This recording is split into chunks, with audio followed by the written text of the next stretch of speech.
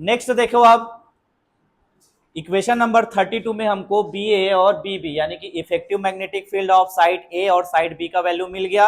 अब हम यहाँ पर इंटरेक्शन एनर्जी डेंसिटी कैलकुलेट करेंगे। क्या करेंगे? Interaction energy density. ठीक है, तो उसको आप लिखोगे U is equal to minus half, है ना, magnetisation into effective magnetic field, एक बार साइड ए का और एक बार साइड बी का। तो वही लिखे हैं B A dot M A plus B B dot M B. अब यहां पर 1/2 क्यों लगाए हैं? अब पिछला वाला टॉपिक याद करो, यूनिट 3 का कूलिंग बाय डीमैग्नेटाइजेशन पढ़े थे हम लोग, है ना। स्पिन कंट्रीब्यूशन होता है तो डेंसिटी को हाफ में कन्वर्ट कर देते हैं, तो ये लिख दिया है मैंने, due to spin contribution only density is given by half of the density, जो टोटल डेंसिटी का हाफ डेंसिटी कर दोगे। ठीक है, तो ये हमारा कौन सा एनर्जी है? इंटरेक्शन एनर्जी डेंसिटी है। ठीक है, तो U इज इक्वल टू क्या लिख लोगे सिर्फ, अब माइनस साइन वही है, एंटी पैरेलल अलाइनमेंट है इस वजह से माइनस। ठीक है, तो ये आपको याद रखना है B इंटू एम। क्या याद रखना है? B into M. दो साइड है तो एक बार A के लिए और एक बार B के लिए। ठीक है, नेक्स्ट ये वैल्यू को लिख ले रहा हूं इसको भी।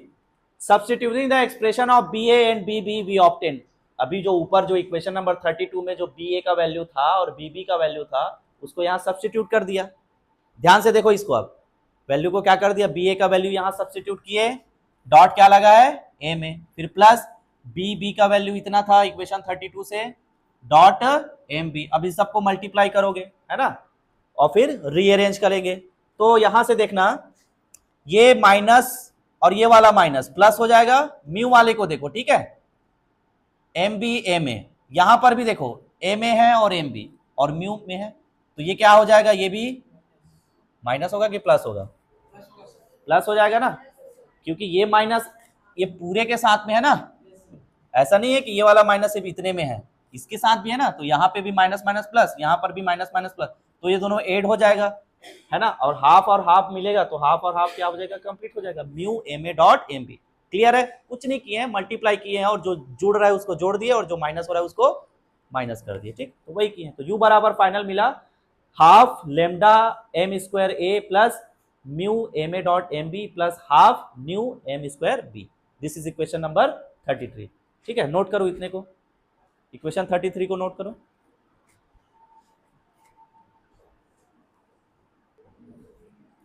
नेक्स्ट देखो आप, हाँ,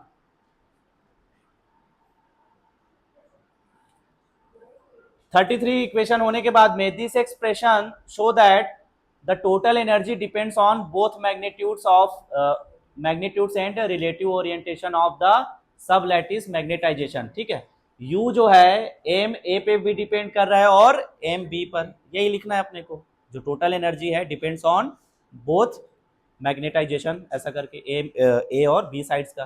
ठीक है, the system will adopt the configuration that minimises, ये हटा देने लाइन को, इस यहां से लिखना, if M A and M B are parallel the term M A dot M B. ये देखो, अगर एम ए और एम बी पैरेलल हो तब की केस लगा रहे हैं, देखना ना, एम ए और एम बी क्या हो? पैरेलल, तो उस कंडीशन में ये पॉजिटिव मिलेगा एनर्जी जो है। ठीक, तो उसको बोलोगे increasing the energy. M A parallel है मतलब positive, energy is increasing, whereas if they are antiparallel this term becomes negative, lowering the energy. ठीक, ध्यान रखना, अगर एम ए और एम बी क्या हो? पैरेलल हो, तो हमको एनर्जी जो है पॉजिटिव में मिलेगा, मतलब इंक्रीजिंग एनर्जी। अगर एम ए और एम बी क्या हो? एंटी पैरेलल, तो वो निगेटिव हो जाएगा और एनर्जी इज डिक्रीजिंग। ठीक है, उतना ही लिखना है।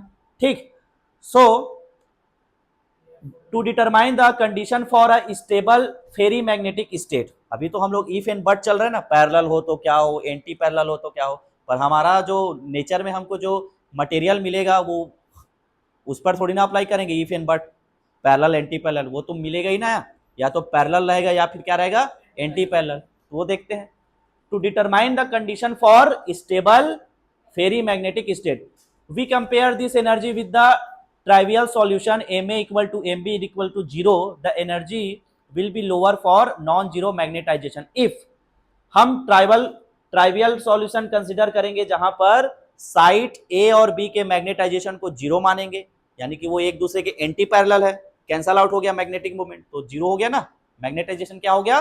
जीरो हो गया। तो ये यहां पर अब नॉन जीरो मैग्नेटाइजेशन क्या मिलेगा, लोअर एनर्जी के लिए। अगर एक केस में हमने क्या किया, मैग्नेटाइजेशन जीरो कर दिया बोला, दूसरा केस क्या लगा रहे हैं, मैग्नेटाइजेशन को नॉन जीरो रखेंगे तो लोअर एनर्जी क्या मिलेगा वो देखते हैं। तो हमने लिख देना सीधा इक्वेशन नंबर जो उधर 33 था उसको, mu M A M B था is greater than half lambda M square A plus mu M square B वाले फॉर्म में। ठीक है, समझ में आ रहा है कि नहीं आ रहा है, इतना ही लिख के छोड़ देना है इसको, खत्म ये टॉपिक। ठीक, फिर बता देना ये क्या लिखा है इधर पे, under this condition the ground state consist of two opposite directed sub lattice magnetization of unequal magnitude resulting in a net magnetization. ठीक है, तो इतना ही लिख देना इसमें कि ग्राउंड स्टेट में हमको दो अपोजिट डायरेक्शन में ओरिएंटेड स्पिन्स मिला, लेकिन साइड बी का जो मैग्नीट्यूड था वो छोटा था, Fe2+ वाला, उसी के वजह से अपने को मैग्नेटिक मूवमेंट मिला और उस वजह से हमारे पास पूरे मटेरियल का क्या है, नेट मैग्नेटाइजेशन है। इतना लिख देना है, हो गया, फिर ये खत्म हो जाएगा। छोटा है टॉपिक।